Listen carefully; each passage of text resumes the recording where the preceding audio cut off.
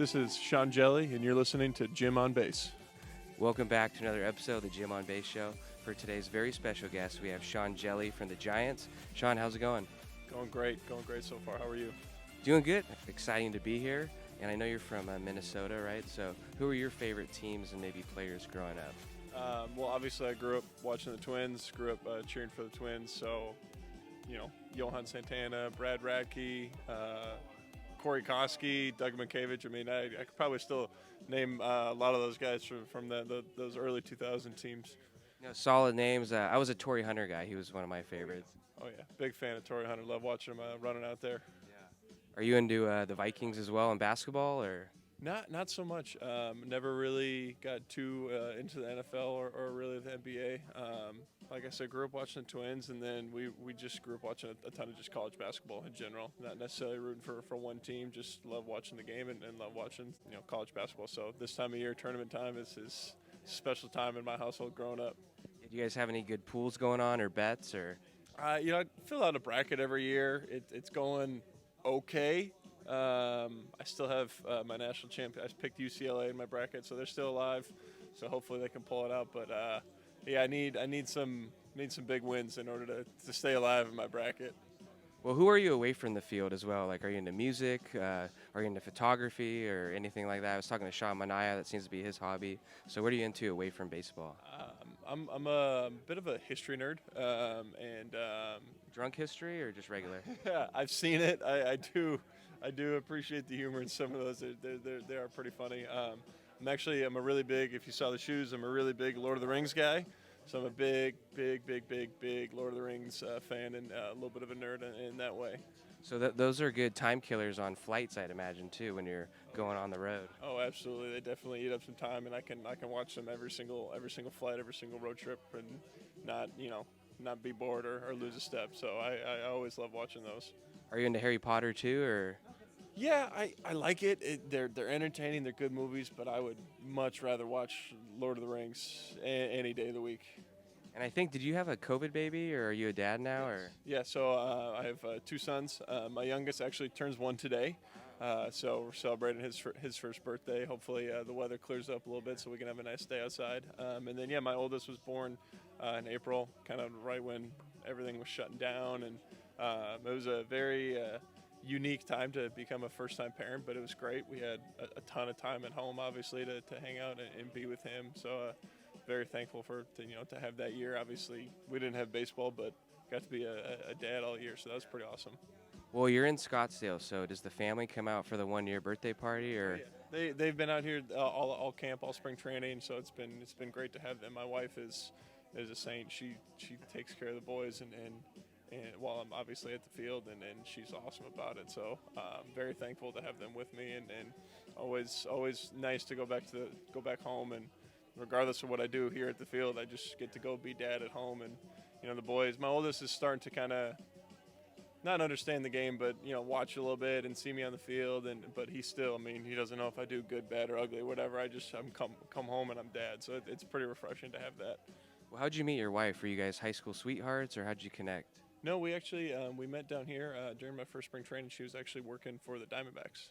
She was doing video and media productions for them, we met down here during my first camp. Well, I gotta ask, since you're so tall, you're 6'11", right? Mm-hmm. How tall is she? 5'10", 5'11", yeah. Oh yeah. Yes, we both of our boys are they're huge already, and they're probably only going to get it even bigger. When was your growth spurt? Was it in high school? Was it before? And does it run in your family, or are you like the only guy? Most of my family, we're all pretty tall. My oldest sister, she played basketball in college and professional in Europe. She's 6'1", so she's pretty tall. My big one was 8th grade. I grew 8 inches in 8th grade. I was 6 foot in August, and I was 6'8" in May. That's a new wardrobe, right? Oh yeah, looking back on it, I didn't realize why my mom was buying me so many new pairs of jeans and clothes. Like, it seemed like almost weekly, because I honestly didn't realize it at first, but thankfully she did, because otherwise I would have been wearing a lot of high waters out there, and I still was. But yeah, I was getting a lot more clothes that year for sure. Well, you mentioned the Lord of the Rings shoes earlier. Where do you get those? So there's a guy in Lexington, Kentucky. I met him while I was at school, and I lived there for a couple off seasons. He does a bunch of custom shoes. His company calls it's called True Blue Customs. So he does a lot of custom shoes and cleats for like the UK football team and basketball teams now. He does Alex Verdugo, all of his cleats.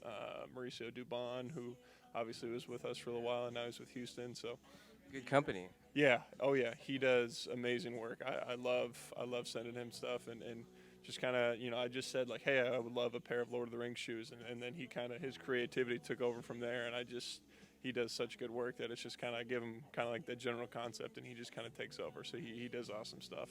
That's pretty cool. And one of my final questions, being on the Giants, being still younger, did you get to play with anyone or be coached by someone that you grew up watching or were kind of a fan of? Playing with, I don't. Playing with, I don't think so.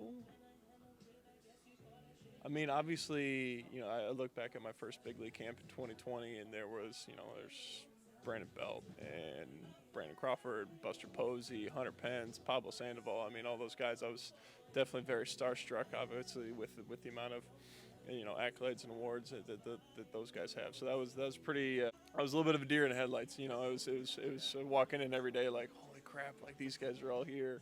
I mean, obviously, the amount of talent in this clubhouse today, it's still pretty awesome to walk in and see these guys. Let's see. I met Joe Nathan this offseason. That was pretty awesome. He's a former Giant, too. He's a former Giant. Actually, originally drafted as a shortstop by the Giants, which is interesting. But I met him at a wedding this offseason. The GM of our AA affiliate in Richmond got married, and when Joe finished off his career, he signed back with the Giants and played in Richmond. So that's how they became good friends. And so I was able to meet him this offseason, and he was really nice. I approached him when we first got there, and I was like, "Hey, man, like I'm really sorry, but I just need kind of 5 minutes to get this out of the way and be like, man, I grew up watching you. This is awesome." Like, kind of, idolized him at parts of my life. And then, we enjoyed the rest of the night and had a fun time at the wedding. But it was pretty cool to meet him.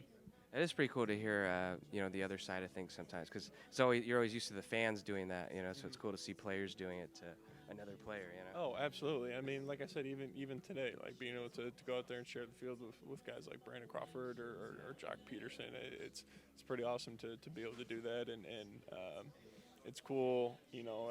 My friends from high school are, they're kind of they ask sometimes, and oh, what's it like? And it's just like, I mean, it's awesome. It's humbling, to be able to be at this point in my career and share the field with guys, that have had great careers, and it's a great experience. Well, last question then. Joe Nathan, Hall of Famer, yes or no? I say yes. He's got like over 300 saves, right? Yeah, I can't remember if he's top 5. I'm pretty sure he's top 10 for sure, I believe, in saves. He would have my vote. Yeah, the guy's got my vote. He's underrated in my opinion. So. Oh, yeah. No, he definitely has my vote for Cooperstown. Well, Sean, it was nice to meet you and get to know you a little bit. Thanks for coming on the show. Good luck this season. We'll see you around.